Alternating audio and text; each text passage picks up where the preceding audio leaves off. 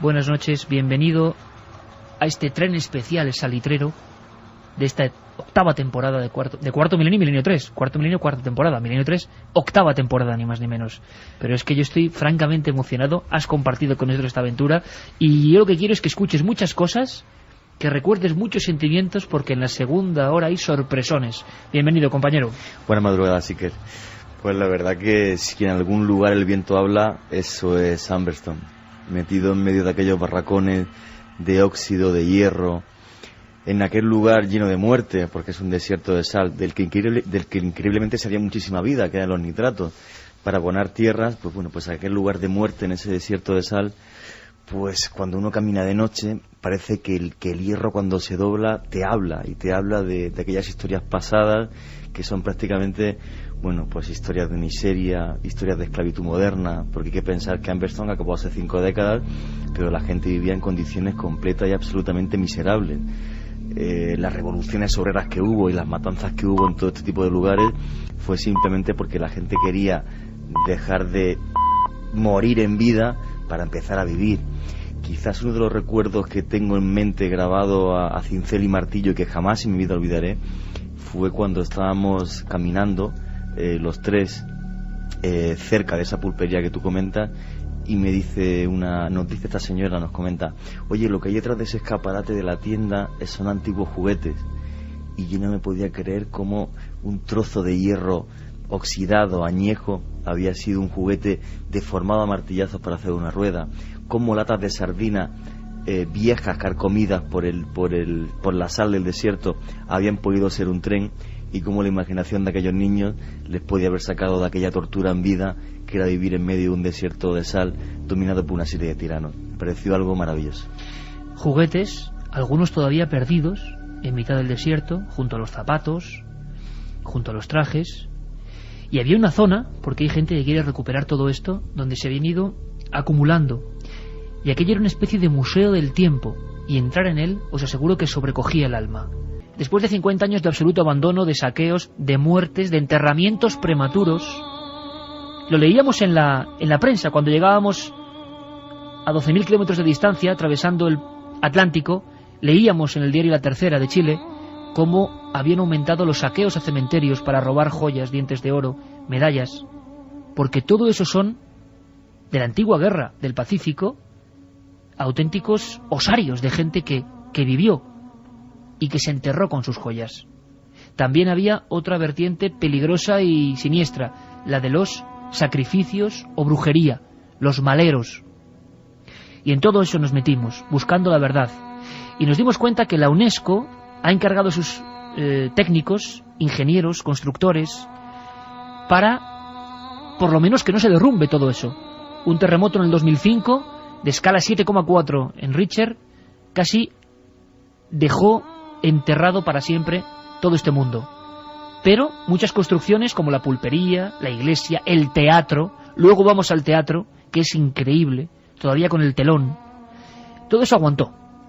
Conocimos a Catalina, que era la técnico designada por el patrimonio que difunde la UNESCO para proteger todo eso. Además de arquitecta. Arquitecta. Y ya la notamos con miedo. Venía primero escéptica, evidentemente. Pero luego empezamos a sentir que ella, claro, a algunos sitios no quería ir. Yo iba con las cámaras, con nuestro compañero Marcos Macarro, entrando en uno de esos pasadizos. Y ya notamos en este punto cierto temor especial en los propios arquitectos. Sí, tiene luz mínima para grabar no mucha, pero se puede grabar alguna cosa sin luz, sí. Porque hay como una antorcha. De las bodegas de frío es espectacular, porque vas pasando de cámara en cámara y cada cámara es más fría. Ostras, ¿y se utilizaba para la congelación o para...? Exacto, para mantener ahí todo lo que son las carnes, los pescados. Y ahí están, así como ves acá, las tablas. Y dice, por ejemplo, bodega menos 5 grados para el guardado de carnes, de no sé qué. Y dice como todo el orden. ¿Y cómo conseguían esa sensación de frío? Por materialidad. Joder. O sea, que había un conocimiento... A mí me da un poco miedo eso. Claro. Sí, como miedosa. Es que uno va pasando cámara en cámara, uno va para allá y hay más cámaras. Claro, que hace falta linterna o... Son cámaras de congelación de alimentos en diferentes procesos. Entonces no se ve nada, tío. Estaría guay con la pinga entrar. Estaría guay con la pinga entrar significa coger una especie de lámpara que va casi acoplada a veces, en ocasiones, a la propia cámara para abrirnos paso. Pero por favor, amigos de Milenio 3, bueno, luego lo repetimos, Carmen, porque mucha gente está escribiendo, no sabía lo del cambio de horario, luego lo explicamos, y si quieres luego en la secundaria explicamos por qué. Dentro de ese lugar, y ahora tú me cuentas, bueno, sí, me lo cuentas después, lo que sentiste en ese lugar, porque yo de verdad era un sitio, describirlo físicamente, pues un pasillo oscuro absolutamente, y en cada lateral solo ves unos carteles que te pone -5, -10, puerta de la carne, una especie de abertura, y en el techo las hileras de ganchos, tipo, es que es así, la matanza de Texas, con su gancho rumbroso, que todavía pues silba por el viento. Bueno, y allí, Georgina, la persona que lleva 20 años guardando ese lugar, nos cuenta allí, lo que sigue. Aquí no solamente a guías nacionales les ha parecido sentir o ver algo, sino de gente que viene de afuera, extranjeros que vienen haciendo el servicio de guía. Sí. Porque aquí adentro se encuentran con una persona, pasa una persona con delantal blanco, debe haber sido carnicero, sí. Con delantal blanco, se les aparece. Pero más de una persona ha salido desesperado, arrancando. ¿Y qué describían? O sea, como alguien de otro tiempo. Como alguien que pasa rápido de un frigorífico a otro, vestido con un delantal blanco. Es lo que alcanzan a ver. Como un carnicero de los que trabajaban aquí. Ha sido algún carnicero. Y eso gente que no es solo de aquí, sino gente que ha venido de fuera. De afuera también.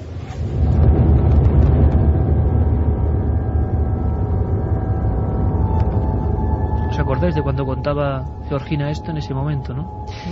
Porque ese lugar, imaginaos un pueblo, son 5.000 personas aproximadamente, entre 3.700 y 5.000 personas, pero claro, muy hacinados, varias calles paralelas, una plazoleta central, la piscina a un lado, y luego una parte industrial que lo que sorprende es que está directamente pegada, es decir, la gente tenía que estar bueno, pues respirando esos humos tóxicos. Y un detalle, ¿verdad?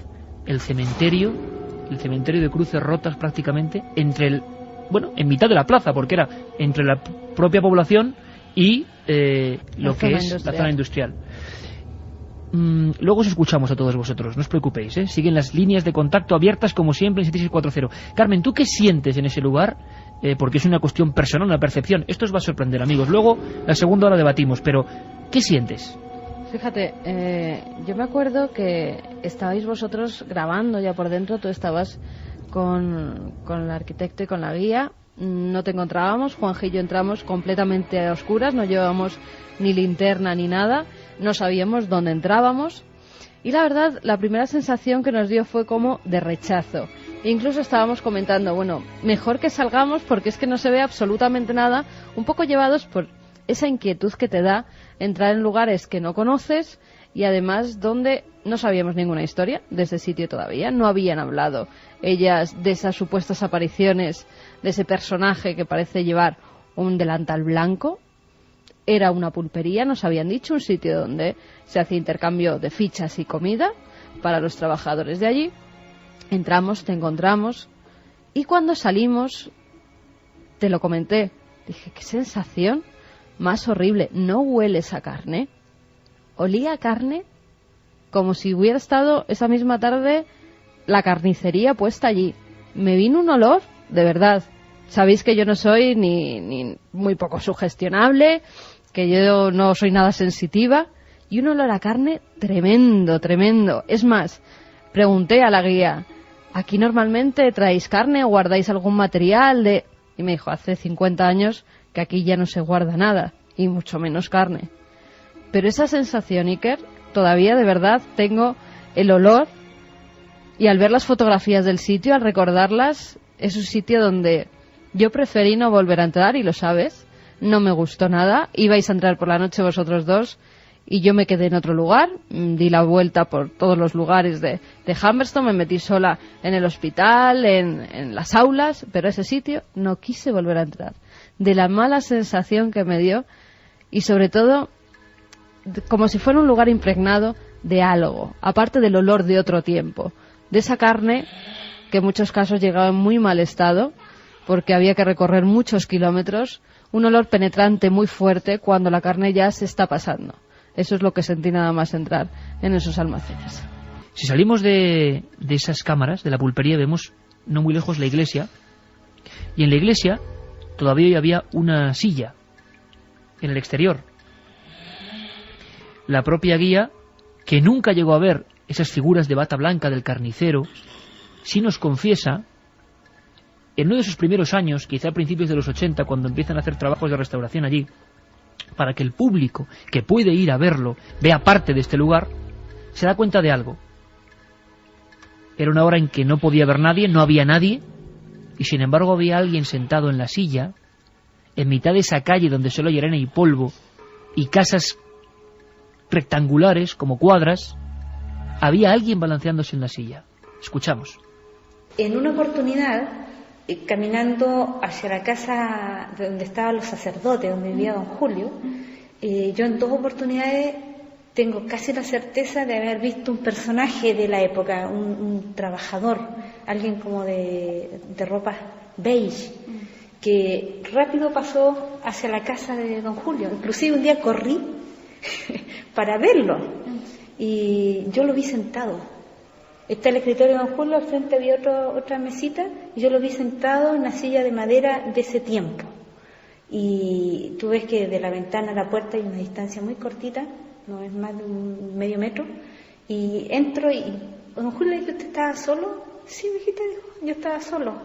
Y yo vi a la persona sentada ahí. Entonces después lo dejé pasar y después le pregunté, ya, ¿sabe don Julio? ¿Me pasó tal cosa? Sí, dijo, sí, yo sé que alguien se sienta siempre acá.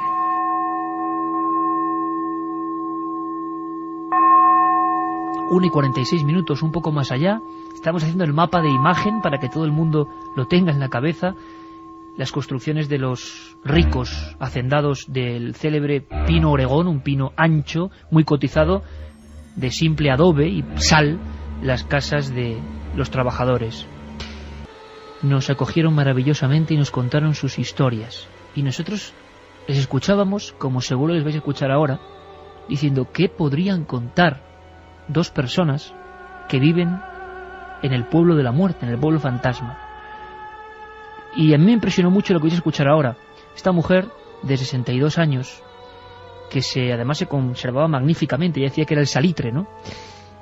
Fue niña allí y tenía las fotos de sus familiares, era descendiente además de los fundadores de alguna forma del lugar. Farletti, de familia de italianos importantes dentro de Humberston. Y esta mujer, con los ojos llorosos, me cuenta algo. Durante 50 largos años tuvieron que marchar y un día vuelven. Y empieza a recorrer las calles de Humberston. Como decíamos antes, el kiosco, la piscina, la carnicería, la tienda de ropas, el laboratorio de fotografía que había, pero sin nada, solo con el viento. Y sin darse cuenta, o dándose cuenta, pero sin ser consciente, se para delante de un lugar. Ella lo tenía metido en lo más profundo de la mente. Era una niña cuando pasó lo que nos va a contar. Pero de repente, como si fuera un misterio, casi una aparición, a esa mujer ya mayor, delante de ese lugar, se empieza a reproducírsele una película en la cabeza. Casi me contaba a mí que dice, creo que era mi imaginación, pero es que yo veía aquella escena. En el propio hospital, dentro de las habitaciones, ve algo, una escena que fue realidad, que fue verdad. Y en ese momento voy caminando y me empiezo a ir para atrás, como que me dio algo raro. Entonces el tío que estaba al lado me dice, ¿qué te pasa? No sé, le dije, algo me pasó. Ya. Y voy a pasar por una puerta y me vino a la memoria la muerte de mi madre. Yo tenía 7 años y fíjate que me acordé tranquilamente. Me acuerdo que yo venía corriendo con mi tía, pescada en la mano, a preguntar cómo estaba mi mamá y si habían nacido las guaguitas.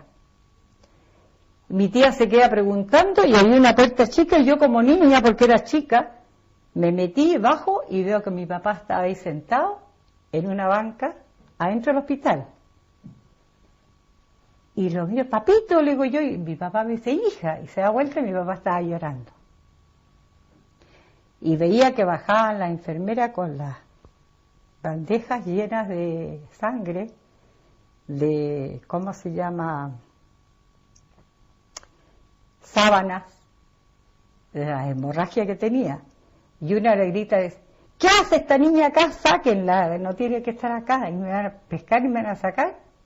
Mi papá le dice, no, le dice, es mi hija. Y él le dijo, papá, ¿por qué estás llorando? Había muerto mi mamá. Justo en ese sitio. En ese sitio, Que a usted y ahí me vino todo el recuerdo. Ha pasado mucho tiempo. Tengo 67 años, 60 años. Catalina, la arquitecto, Georgina, la guía, y se produjo un momento que voy a pedir disculpas. Vamos a bajar la música, Geray, porque todo esto está, como decíamos, grabado in situ. Hay mucho aire, hay momentos en que es plena noche, pasamos unas 4 jornadas de noche en estos lugares, y claro, es que el aire golpea el micrófono, pero yo sé que lo vais a entender, y que me lo vais a perdonar, ¿verdad? Hay que, afinar mucho el oído, pero se produjo un momento increíble, ¿sabéis cuándo? Cuando saliendo de uno de esos lugares, saliendo creo que de la piscina, donde nos contaban que hubo competiciones, esta misma mujer que nos contaba cómo su madre murió desangrada, había una historia tremenda, porque un día llegó un hombre que era hijo del médico que intentó salvarla. El médico, viendo que esa mujer, que era muy bella, por cierto, se consumía por una hemorragia vaginal después del parto, el propio médico intentó hacer una transfusión con su propia sangre desesperada. No tenían sangre de su tipo, decía esta pobre mujer maravillosa, decía, no había tanta evolución como ahora para saber el grupo sanguíneo y murió mi madre allí. Y a ella se le viene toda la película de los hechos que ni siquiera recordaba, nítida escena a escena, al volver 50 años después a ese hospital verde, al hospital de Humberston. Pero como decíamos, hay mucho más. Georgina, la guía, que nos acompañaba, y el arquitecto empiezan a hablar entre ellas. Llevan ya un par de días con nosotros, entonces la confianza es total. Y se cuentan entre ellas, más que a nosotros, se cuentan entre ellas, pero yo lo grabo, bueno, estando con ellas, por supuesto que compartiendo con ellas la visión, algo que me sorprendió. Es difícil de escuchar, pero os pido atención, es casi un poco psicofónico, porque el viento pegaba fuerte ya en esa plaza mayor de Humberston. Risas de niños. Risas de niños cuando ellas están ahí trabajando solas. Me estoy imaginando a esta misma hora, allí en Chile, Humberston como puede estar, ¿no? Porque en cuanto atardecía, a todos nosotros, y éramos un equipito, ya, bueno, en fin, no nos gustaba mucho alejarnos unos de otros. Ellas van solas, no hay mucho presupuesto, lo pudimos ver, por mucho que la UNESCO quiera generar todo eso como un gran parque patrimonio de la humanidad. Y en el mismo sitio, estando en un lugar que además es peligroso, con unos muros, hablan de niños, de risas de niños, incluso en presencia del ingeniero jefe. Lo escuchamos, poned mucha atención, por favor. Y resulta que se sintió la carrera y la risa típica de niños jugando. Resulta que salgo a buscarlo y no estaban allá afuera. Se habrán ido, fui al teatro tampoco, me vengo al hotel tampoco. Y resulta que todavía no habría en Humberston, todavía no estaba nadie. Pero fue una cosa bonita. Risas de niños. Risas de niños, corriendo, sí, jugar ahí. Y estábamos con el ingeniero, ¿te acuerdas? Uno moreno, alto. Sí, don Fernando. Que llegamos un día súper temprano, y a las 8 de la mañana acá, y aquí en Humberston a las 9 empieza a llegar recién gente. Y resulta que tenemos acá toda la parte, esta parte está súper colapsada, y hay un muro que se derrumbó completamente, entonces está a peligro no pasar. Y nosotros estábamos midiendo la parte de acá, y yo siento una niñita, voz de niñita, así, y así, correr por la baldosa, y yo le digo al ingeniero, que lo encuentro el colmo, o sea, y le grito al guardia, Alejandro, le digo yo, ¿cómo dejan pasar niños a esta hora? Pues nosotros estamos trabajando, estamos aquí, y él no estaba. Levanta el pulgar Juan G diciendo, vaya documento, porque lo grabamos ahí en una parte. Si es que hay muchas cosas que ni siquiera nosotros tres sabemos que hemos grabado uno u otro y nos estamos dando cuenta ahora. Vaya documento, La arquitecta que va por parte de la UNESCO a que no quiso darnos la entrevista para televisión después de estar yo toda la tarde hablando con ella y negándome absolutamente cualquier hecho que se salga de la ciencia y de lo medible. Pero ya estaba en confianza. Se relaja y de repente te suelta a ti eso por otro sitio. Yo la verdad que la acabo de escuchar ahora y bueno, me parece fascinante. Risas de niños en lugares donde no hay absolutamente nadie. Ahora será el momento de escuchar algunas grabaciones, pero antes hay que ubicar el sitio donde salieron esas grabaciones, entre comillas, psicofónicas, ¿no? Nosotros no lo sabemos, nos pasó. ¿Cómo describiríamos el teatro? Pues como nos quedamos tan impresionados de que allí en mitad de todo eso hubiese un teatro. ¿Tú te imaginas, Santi? Santi está aquí tomando nota de todo, porque me dice que este está considerado uno de los lugares desolados más terribles del planeta Tierra, pero hay otros más, y nos lo vas a contar. Pues sí, de hecho hay decenas de lugares semejantes en el mundo, lugares con historias olvidadas, y este es uno de ellos. De hecho, en los rankings que se hacen de sitios olvidados está siempre entre los 4 primeros en cuanto a lo más impresionante. ¿Vas a elegir 4, Santi, luego? Voy a contar 4 historias luego que yo creo que van a intentar no desmerecer esta que estáis contando esta noche. Qué grande eres, Santiago Camacho. Claro que sí. Ahí está él, escuchando todo, comparando, para luego traernos 4 fichas para aprender más. Y podéis preguntarnos, como siempre, 7640. Pero llegamos allí y vimos todo eso. En mitad de todo esto, un teatro, como una ubicación como para unas 1000 personas, entre sentados y la parte del gallinero, lo que diríamos. Y el telón y todo, pero es que es lo mismo, yo no lo voy a describir igual. Me quedé tan impresionado, ahí tiene una foto Carmen, me quedé tan impresionado con el teatro Humberstone, que dije, caramba, vamos a hacer Milenio 3 aquí. Claro que sí, vamos a hacer Milenio 3 aquí. Vamos a poner la grabadora y vamos a hacer como si estuviéramos delante de la gente. Tantas veces hemos estado con vosotros, ¿verdad? Pero qué impresionante, amigos, era hacer el programa. Son 10 minutos de programa, y un programa irrepetible en el corazón del desierto más seco del mundo de noche. Pero en fin, era el teatro, eran las sillas, era una sensación como de estar en un sitio donde parecía que había público, ¿no? Parecía que había público que en cualquier momento se iba a levantar y iba a aplaudir. Un lugar además, Iker, donde algunos turistas que antes de entrar y cuando salían preguntaban a la gente que hay allí con las entradas o a la guía si habían puesto música en el teatro para ambientarlo, para hacer que estaban recreando alguna historia de las que se habían representado entre esas tablas, entre esas butacas. Y claro, allí no hay nada, no hay ningún equipo de música. Cuando nosotros llegamos no había ni siquiera luz en todo Humberstone. La luz precisamente se la habían cortado porque no tenían el suficiente dinero para mantenerlo, con lo cual estamos viendo la degradación que hay hoy en día todavía, ¿no? Bueno, pues en ese teatro, irrecuperable, ¿no, compañeros? Ha desaparecido de la faz de la Tierra, y tiene que ser así. Si Humberstone quiere que ese trozo de Milenio 3... Es que nos ha pasado 2 veces, atención, ¿eh? Nos ha pasado en Ochate, donde grabamos un programa, sí, y desapareció, y yo, bueno, pues lo dejo así. Era simplemente Juan G., Carmen y yo en el teatro. Os prometo que si lo recuperamos, lo emitimos la semana que viene si lo recuperamos, sí, o una semana de estas lo emitimos. En fin, así es la radio, y tiene que ser así, tiene que ser así.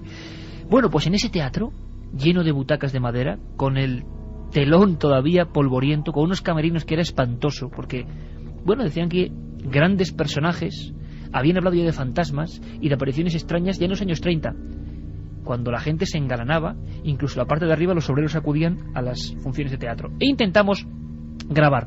¿Y por qué? Lo contaba Carmen en esa presentación, porque, ¿os acordáis? Justo junto al cementerio y los grabados en los cerros de las montañas, un grupo de españoles nos identifica y dice que son seguidores de Cuarto Milenio y Milenio 3, y cuentan que mucha gente ha salido espantada del teatro. Se han fotografiado cosas raras, y el guía nos cuenta alaridos, lamentos. Claro, no sospechábamos lo que iba a pasar. Entramos allí y no sé, es un teatro impresionante, antigua usanza, techos altísimos. Pasó algo que vamos a recordar. Un ingeniero informático de Arica que nos acompañaba, Carlos, ¿os acordáis? Una maravillosa persona. Luego le pasó algo a posterior de ver una serie de elementos, de sombras, que creía que éramos nosotros y no éramos nosotros, de siluetas pasando por una de las ventanas. Pero nos contaron tantas cosas del teatro, del gran teatro Humberstone, que mucha gente seguro que por internet estará buscando ya fotografías de esa desolación, que ahí estábamos los 3 y dijimos, vamos a grabar este documento, que espero que si esté, es la preparación de esas psicofonías, colocar tanto el material que tú llevabas como el que llevaba yo, y ver qué pasa en ese lugar que de verdad era impresionante. Escuchamos. Experiencia psicofónica en el teatro de Humberston. Es la primera grabación que vamos a hacer en un lugar donde dicen que se han grabado ya muchas voces. Primera grabadora digital que dejas, Carmen, ¿dónde? Justo en mitad del escenario. Vete saliendo y yo camino hacia los camerinos, que os aseguro que es una de las zonas más terroríficas que he visto en mucho tiempo. Un pasillo angosto y os juro que da la sensación de que un niño, una figura, en fin, no sé, se va a cruzar ahora mismo por delante. Hay un hueco oscuro y una especie de pequeños pupitres donde los niños seguían la función. Voy a dejarlo aquí, voy a intentar mantener el máximo silencio y volveremos para ver la grabación. Ahora escucharéis, evidentemente, mis pasos saliendo, no es nada extraño. Son mis pasos en esta madera de este viejo teatro. Lo dejo y volvemos después.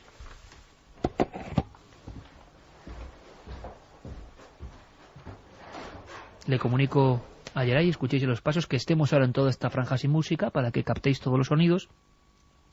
Es muy curioso porque hasta hace bien poco no había podido revisar las cintas, y mira que hemos hecho cintas y grabaciones, y cuidado, partimos de la base de que con las condiciones que había, evidentemente lo más probable, lo más seguro es que sea un elemento natural, ¿no? Un elemento de algún tipo. Pero es curioso que ahora mismo... Pero es que fijaos, en mi minidisc había algo que yo quiero poneros a ver qué os parece. Digo, puede ser que hubiese alguien que hubiese dado un grito, porque controlamos toda la situación, pero es que fijaos lo que sale casi con mis pasos alejándome. Yo menos mal que lo he escuchado ahora en el estudio de la cadena SER, que no había escuchado este minidisc y quería ver las grabaciones ahora. Había, digamos, lo decimos en la tele, teceados, es decir, he cogido todos los cortes. Minutado, exactamente. Y dije, ¿esto qué demonios es esto? Será algo, Cuidado, atención, que luego es que la gente... Yo digo que es algo natural, pero me lleva un susto cuando lo he escuchado, porque la última grabación es esa que ha puesto ayer ahora mismo, yo diciendo que dejo en el camerino la grabación. Bueno, pues hay como un grito además como muy desagradable, solo es una vez, si queréis escuchamos varias veces. Fijaos, porque yo estoy ahí dejando el minidisc. Escuchamos, Jerry.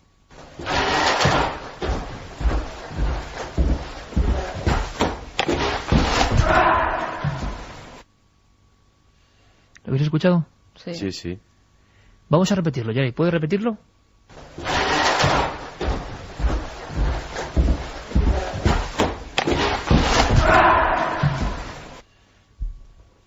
Además hay como una voz anterior. Me acuerdo no, la voz anterior soy yo, que estoy saliendo del teatro. Me acuerdo perfectamente cuando es ese momento en el que yo dejo la grabadora en medio del teatro, como decía, justo en las tablas. Tú te metes a uno de los camerinos a dejarlo. Al lado derecho. Yo salgo del teatro precisamente para vigilar que nadie se acercara. Yo estaba en la puerta viendo cómo voy vosotros. Para que nadie se acercara, y allí no había absolutamente nadie. ¿Qué te ha parecido, maestro Camacho? Pues la verdad es que es impresionante. Ninguno en aquel momento... Es muy claro. Yo por eso digo que tiene que ser algo natural, porque es muy claro, ¿no? Estabais solos, ninguno en aquel momento tuvo un percance, ni se cayó, ni nada que le motivase... Es como alguien que tiene un accidente, ¿no? Exactamente. Ni nada que le motivase a gritar, ¿verdad? Sí, yo estaba en la puerta y estaba viendo cómo ibais cada uno para un lado de la parte de arriba del escenario, efectivamente, y estaba esperando yo justo en la parte de fuera para no hacer ningún tipo de ruido. Pues sí. Recuerdo perfectamente. Sí, es extraño, sí. ¿Lo escuchamos otra vez, Geray? Vamos a escucharlo.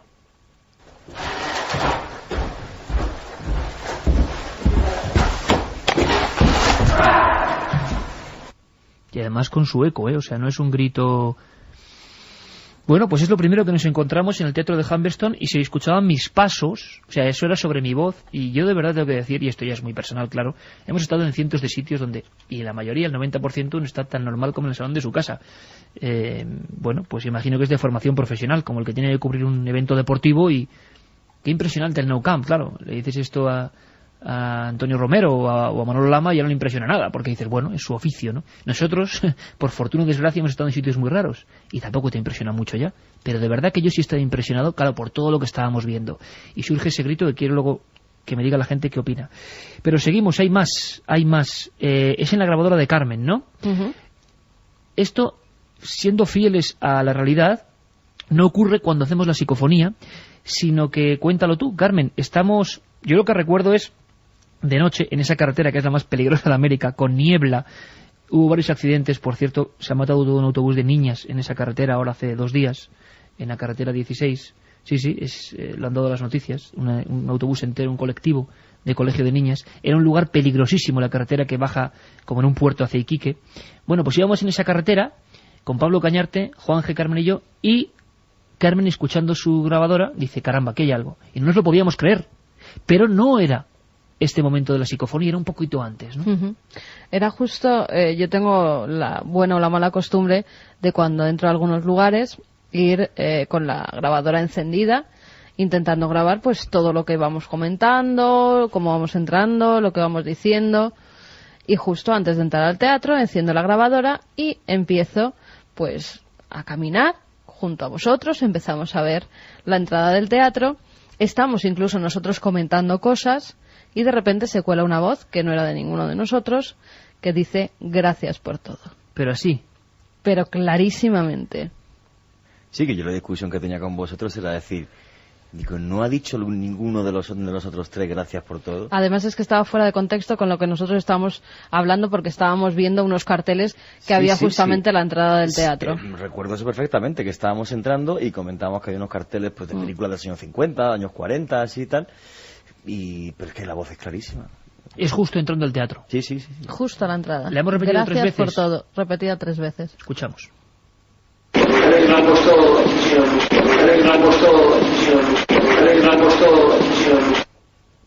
Ahora yo no escucho gracias por todo.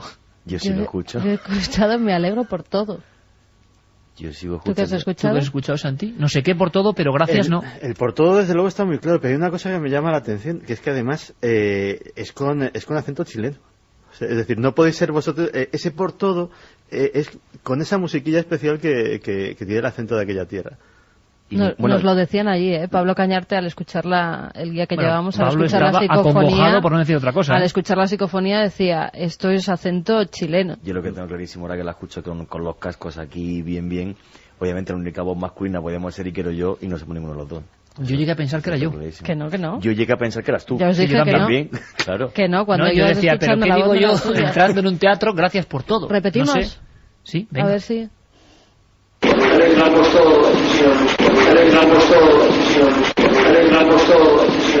Ahora ya no sé lo que dice, pero es fantasmagórica, o sea, en su tono es mucho más terrible escucharla aquí con cascos. Está entre nuestras voces, ¿eh? A ver, ponlo otra vez, Yeray, anda, ponlo otra vez.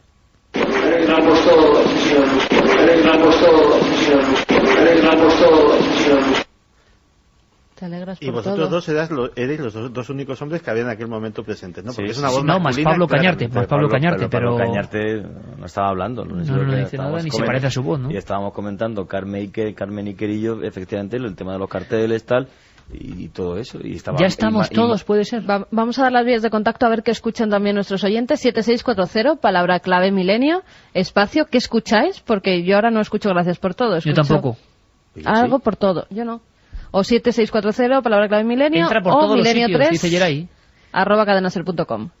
Yo el por todo sí lo oigo, pero... Todo es muy claro. Yo he entendido, Además, ahora me alegro por todo. Yo también, no hay ningún contexto ahí, o sea, imaginaos la escena, y hay gente que estará buscando información, es un teatro abandonado, es medio de noche, estamos en ese pueblo del que estamos hablando, y estamos entrando con bastante, o sea, uno no entra gritando ahí, desde luego, y surge esto, pero es con mucha fuerza.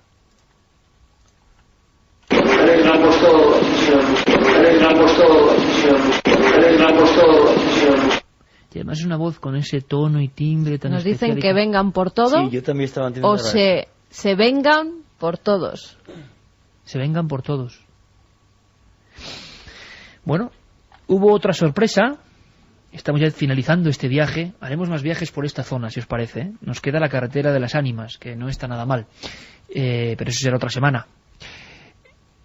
Esta yo imagino que es mucho más difícil, pero claro, tenemos la ventaja aquí en el estudio, en nuestra casa, en el estudio 1 de la cadena SER. Uf, es que escuchan otras cosas que son todavía peores. ¿Qué? ¿Escucha? Mira, yo escucho vienen a por todos. Besos desde Zarza, nos dice Lourdes. Reza por todos. Más personas que nos dicen, como Sergio Chirles, yo escucho reza por todos. Yeray, vamos a darle otra vuelta a esto.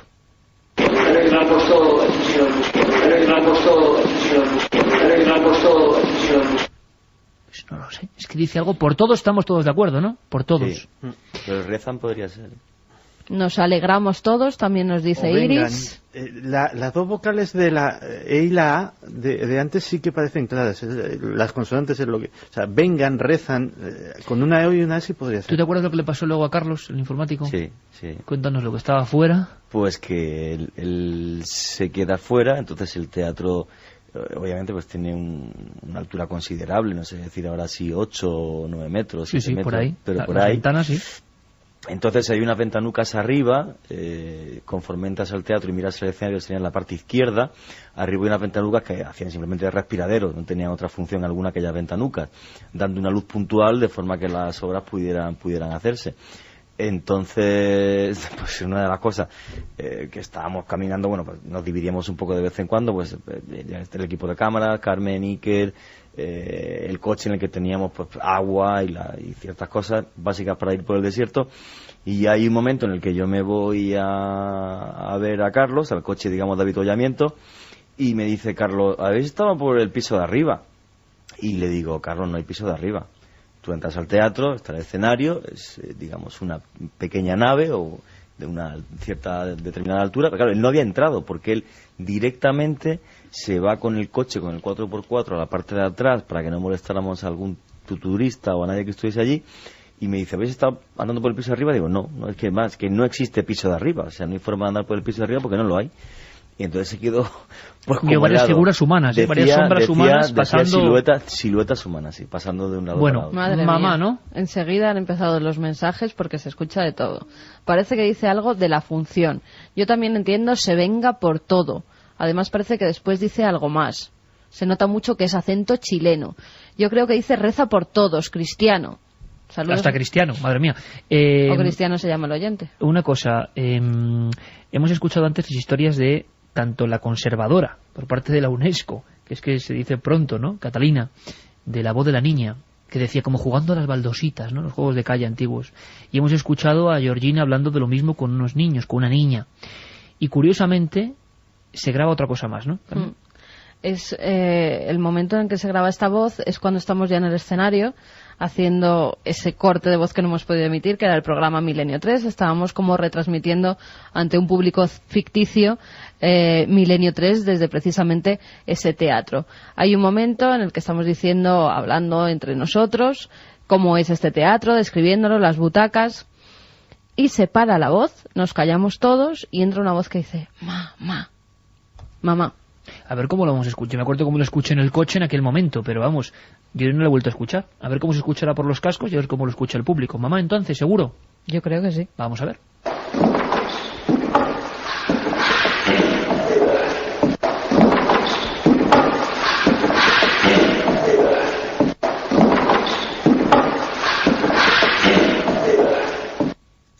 Esta sí que es terrible, ¿eh? Mamá. Sí, pero con un acento de niña terrible, perdida. Pero muy agudo, nada, ¿no? Pero terrible. ¿Puede ser más, algún sonido de no. algún...? Muy desapacible. No, te digo por qué no. Porque yo dejo la grabadora en una silla que hay detrás del escenario donde no había ruidos. Es una zona donde no había ventanas, donde no podía rozar precisamente la cortina. Lo dejo ahí apuesta para que no se meta ningún ruido externo, para que solo pueda grabar nuestras voces y si acaso se cuela alguna voz extraña. Justo cuando cojo la grabadora se escucha eso. Mamá. Pero el segundo ma es como muy casi agudo, es muy ¿no? terrible. Muy agudo. Es muy terrible. Y ahí, vamos a por ello.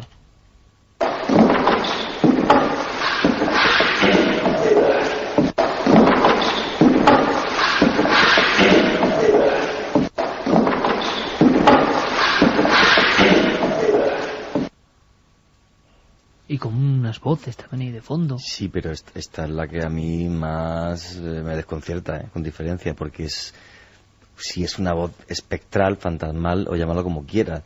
La otra del rezan por todo, vengan por todos, o llámalo como quieras, bueno, digamos que puede ser inquietante, pero esta sí que parece de otro mundo, ¿eh? Además es que parece que se acerca al micrófono de la grabadora. Sí. Sí, es que está en primer plano. Como si susurrase, además. No habla, susurra, además. Es que efectivamente es la que tiene más aspecto de psicofonía clásica, de las que hemos oído muchas veces, porque esa voz tiene una cualidad no humana, como si no hubiese intervenido cuerdas vocales, como si no hubiese intervenido sí, es un como aparato los propios físico. sonidos haciendo un efecto extraño, ¿no? Yo por eso pensaba que era un sonido mecánico, o sea, un sonido de arrastrar algo. Qué va. Lo ponemos por última vez. Vamos allá, mamá.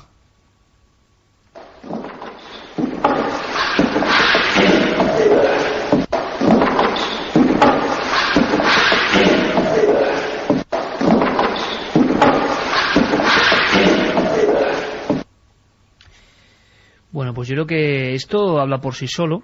Había más sonidos, por ejemplo en Santa Laura, es el lugar donde todavía quedaban las mesas con los platos, los camastros con ropa de mujeres, los juguetes, los zapatos de niños y los juguetes, que era algo espectral. Las sartenes, las camas, las cazuelas, las herramientas. Yo me metí por una casa que está ahí acondicionada como para que la gente vea lo que era la vida en aquella época, y me quedé muy impresionado. Y esto no son psicofonías, ojo, esto es el viento, es otro día diferente, pero el viento provocaba unos sonidos que te hacía estar muy inquieto. ¿Recuerdas que entrevisté al arquitecto que está restaurando Santa Laura? Y solo me quedé con una frase de aquella entrevista, que fue además, si me lo recuerdo al final, que me dejó sorprendido. Me dice, ¿sabes lo terrible de este desierto? Que por las noches, cuando baja muchísimo la temperatura, las placas de sal muchas veces se rompen y hacen que algunos ataúdes suban para arriba, como si los muertos no quisieran estar debajo, como si quisieran salir otra vez a la superficie. Desierto crespoactivo. Efectivamente, se llama desierto crespoactivo en geología. Y cuando me comentó el efecto, que había tumbas que se saqueaban, pero otras no, es que los ataúdes salían afuera por un efecto geológico, como tú acabas de comentar. Y me quedé realmente también sorprendido por esa historia, que jamás en mi vida había escuchado nada parecido. Pues poco a poco me adentré en una de esas casas, de la oficina salitrera Santa Laura, donde queda el recuerdo en cada objeto de lo que fue todo eso, y donde da la sensación, después de escuchar lo que hemos escuchado, que algunos ecos como que se quedan, como en un bucle, ¿no? Como detenidos en el éter una y otra vez.